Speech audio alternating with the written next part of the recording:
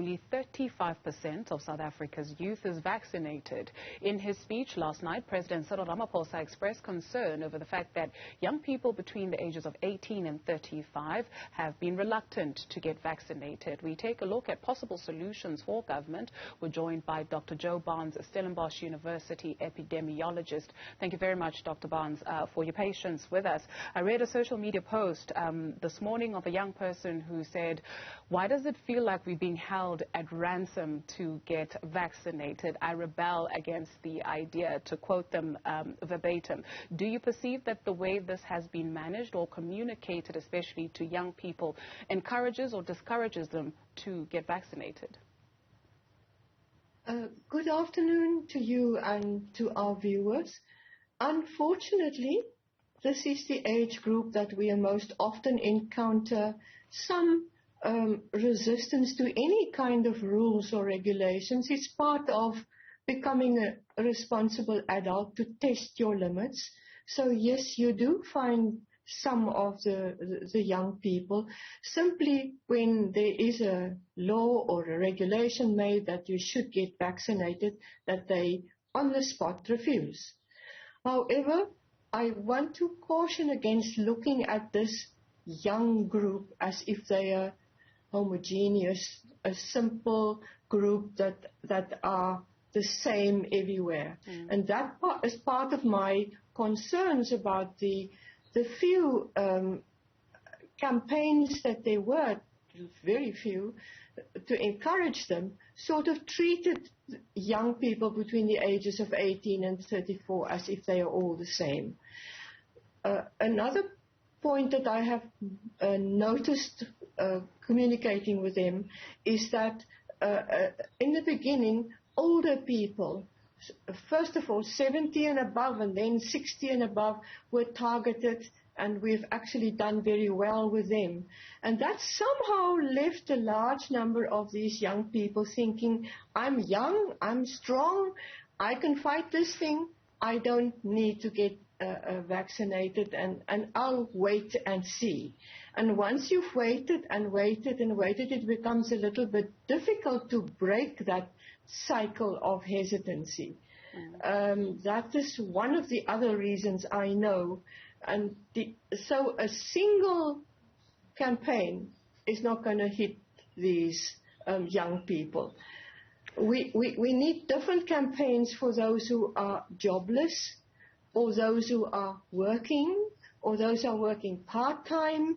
We need what they call overseas hyper-local effects. And many of the overseas youth said, who got vaccinated, said, I came because somebody I trusted convinced me. So is that what is then referred to hyper-local effects?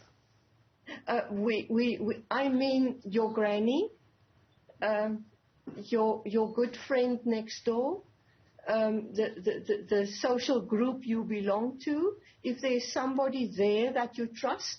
And most people, young people in South Africa, indicate a lot higher trust in the health services than in the general government itself. So we need to first of all take the vaccines to these people. It becomes so difficult to get a vaccine site that is still open. They are closing everywhere. So there's this big difference between what the government is saying and what is actually happening on the ground. They would like to encourage vaccination, but I searched for open vaccine sites last week, and I went in all sorts of places, and it took me a whole day to find one that was open. So that is not the way we're going to get these people vaccinated, and we need to do it now, because we are in a lull between two peaks, and I am really worried about the BA.2 subvariant of Omicron. It is 30 to 50% more infective than the previous one. So even though it hopefully, please, that it may not cause such serious disease, but a lot of people may again get ill. So we need to vaccinate as many people as we can, and we are not closing vaccine sites is not the way. We need to be able to take this to the people. Right.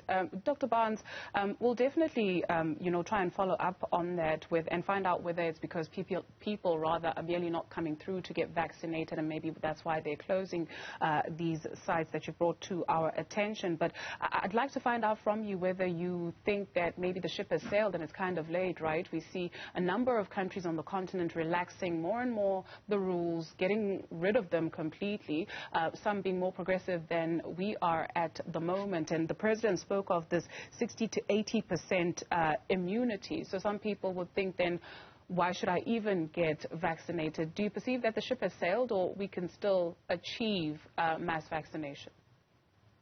The World Health Organization this morning said that they think that Europe has opened up far too fast, far too early, and Europe is facing a huge surge of cases. And in the past, what has happened in Europe starts to drive what happens in the US, and after a while we follow. So I am really concerned there's an upsurge in cases in many countries in Europe. So I'm watching that with an eagle eye. Yes, I am concerned that look, we are destroying vaccines at the moment because they've reached the end of their shelf life. That is a management problem, and it's a shame. So I'm really concerned that the story is, please get vaccinated, we need to do it now, and that behind the scenes, the management of this vaccination drive is sort of slackening off and losing interest because we are now in a lull. And it seems to happen not only in our country, but in many other countries too, that the money, the funding drops off, the vaccines are not being used. So it is a chicken and egg situation. And so they close sites, so they have even fewer people being vaccinated. That we need to turn that around. We'll definitely get the relevant health authorities to respond to that. Dr. Jo Barnes, Stellenbosch University epidemiologist, a great pleasure to be in conversation with you this afternoon. Thank you for your time.